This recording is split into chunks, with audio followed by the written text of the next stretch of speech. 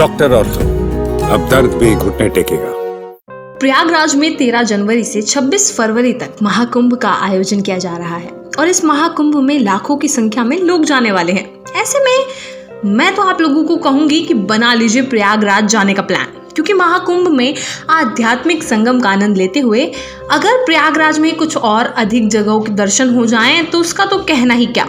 देश के इस शहर को पहले इलाहाबाद कहा जाता था, तो आइए सीधा आपको लेकर चलते हैं प्रयागराज की कुछ मशहूर जगहों पर जहां जाकर आप बिल्कुल फुल एंजॉय करने वाले हैं। सबसे पहली जगह है प्रयागराज का त्रिवेणी संगम। हिंदू धर्म में 3 सबसे महत्वपूर्ण नदियों का मिलन त्रिवेणी संगम इलाहाबाद में स्थित एक पवित्र स्थान है। ये इलाहाबाद में घूमने के लिए सबसे लोकप्रिय और पवित्र स्थानों में से एक है और अक्सर धर्म के कुछ सबसे महत्वपूर्ण मेलों और त्योहारों की मेजबानी करता है। संगम में गंगा, यमुना और सरस्वती नदियां मिलती हैं। ऐसा माना जाता है कि पवित्र जल को छूने से सभी जन्मों के पाप धुल जाते हैं।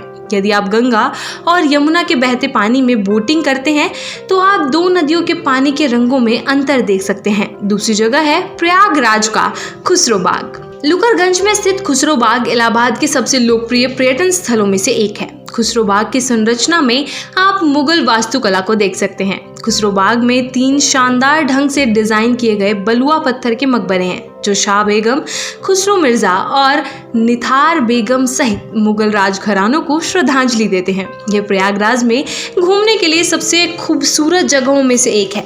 तीसरी प्रयागराज में घूमने की जगह है प्रयागराज का आनंद भवन।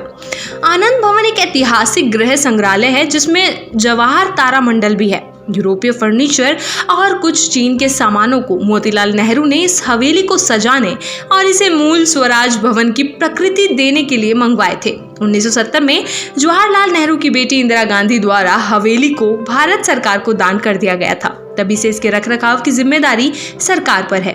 प्रयागराज का किला। प्रयागराज का किला प्रयागराज की जान है। 1583 में निर्मित वास्तुकला का एक खूबसूरत नमूना पर्यटकों को शहर के समृद्ध इतिहास की याद दिलाने के लिए प्रयागराज के त्रिवेणी संगम में मौजूद है। कहा जाता है कि प्रसिद्ध मुगल सम्राट अकबर इलाहाबाद की आभा से बहुत प्रभावित हुआ था। नतीजन उन्होंने इस क्षेत्र में एक भव्य किले का निर्माण करने का फैसला किया। ये किला क्षेत्र के हिंदुओं के लिए एक पवित्र वृक्ष अक्षय वट को कवर करने के लिए बनाया गया था। प्रयागराज का जवाहर तारामंडल, जो आनंद भवन के बगल में स्थित और 1979 में निर्मित है, विज्ञान और इतिहास का सही संगम है। हर साल जवाहरलाल नेहरू मेमोरियल लेक्चर नामक एक भव्य कार्यक्रम भी तारामंडल में आयोजित किया जाता है और ये मेहमानों के लिए सौर मंडल और अंतरिक्ष से जुड़े कई शो भी आयोजित करता है। इसी तरह के डेस्टिनेशन जानने के लिए बने रहिए चैनल फॉर ट्रैवल के साथ और वीडियो को लाइक, शेयर और चैनल को सब्सक्राइब करना बिल्कुल ना भूलें। डॉक्टर ऑर्थो, अब दर्द भी घुटने टेकेगा।